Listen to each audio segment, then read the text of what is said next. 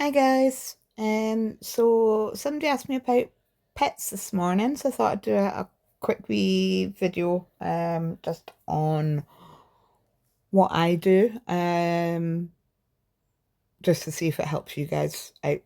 Um Everybody's always going to have their own opinions on what's best or best not to do. So it's not necessarily my way is the best way, but it will give you a bit of a guidance and a bit of food for thought. So with your pets, they all come in different types. So as you can see on my main pet screen here, we've got the little rings around them tell you the rarity of the pet. So the wolf is common. The lynx and the bison are uncommon. Then we've got our rare pets, our epic pets, and then our legendary pets.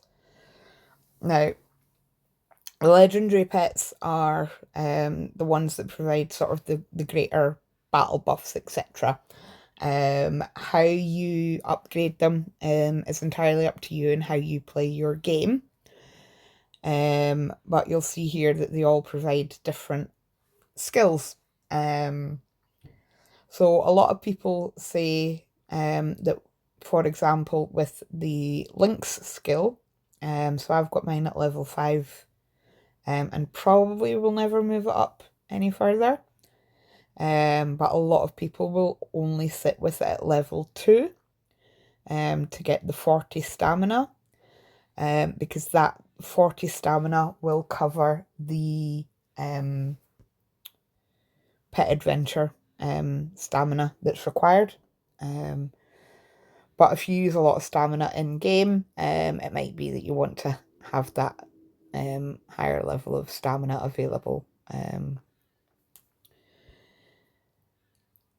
Again, when it comes to the pets, as to what you should level up for skills, again, that is how up to how you play your game. So you can see here, currently I have my lion at level 4, because it gives squad defense. And I don't place as higher value on defense and attack versus lethality and health. So you can see I've got my lion there at 4, but I've got my panther sitting at 7, because it provides a lethality skill. So it's with those upgrades, it is not a case of leveling them up equally. It's about maximizing the pet skill itself and what you get out of that. Just as an added extra, when you are doing that upgrade, you do get attack and defense boosts as well. But again, it doesn't really matter how you're upgrading them.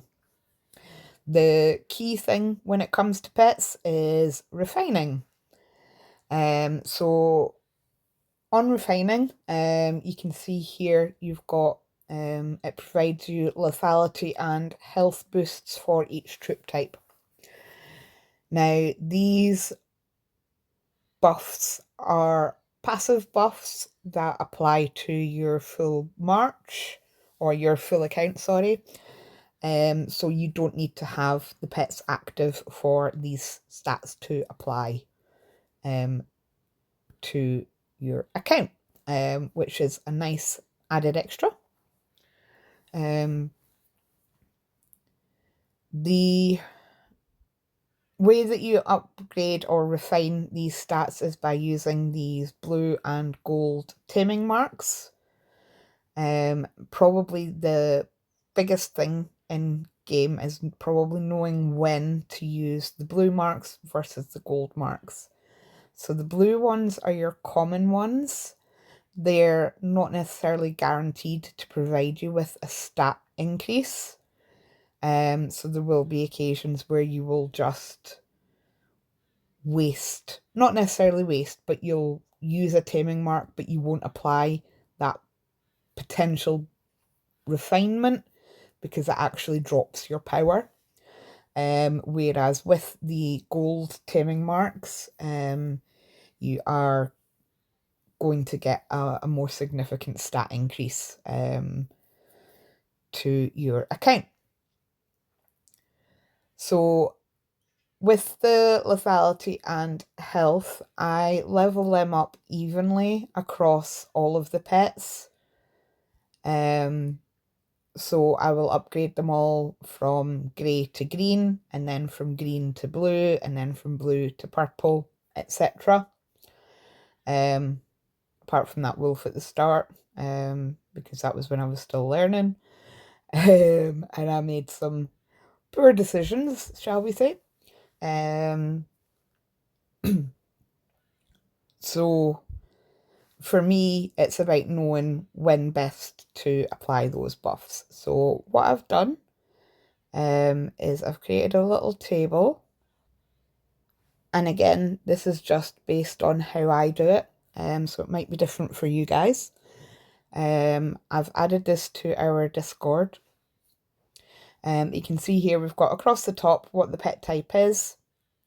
So you've got common, which is your grey, your uncommon, rare, epic, and legendary, and then your buff type. So again, common, uncommon, rare, epic, and legendary. And then what I've done is I've just popped in which taming marks I would use for each level.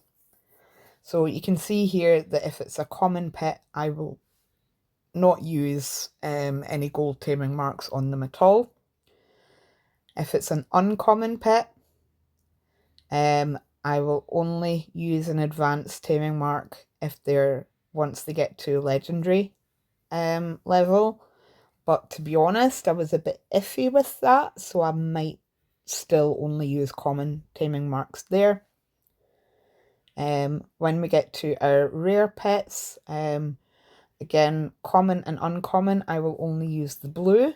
But then once we get to the rare level, I'll start to then use the gold taming marks. And then you can see that same with the epic pets and the legendary pets, I don't use the gold marks at common and uncommon level. I save them for the later levels because they are harder to level up, and it's more beneficial for your account to get a guaranteed boost on those higher ones.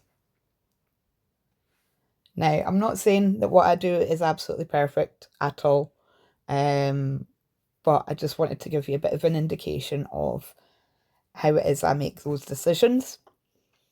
You can also see on here that you can also check what your overall stats are looking like across all of the pets. So on your stats here, you can see that it'll give you what bonuses those just having and upgrading those pets is applying to your account. So you can see that they are providing significant increases to those stats, which will help you in battle. Just really one final tip from me is just if you're going into the shop and the gem store, you can see that you can buy blue taming marks for 500 gems. Best time to buy those is probably during Alliance mobilization. Grab one of those high gem spend tasks, so like your 50k gem spend, and stock up on those blue taming marks. But I hope that helps. As I said, that chart that I've created is on our server Discord. There is also a bit more information on pet buffs there as well. But just give me a shout if you have any questions. Thanks very much, guys.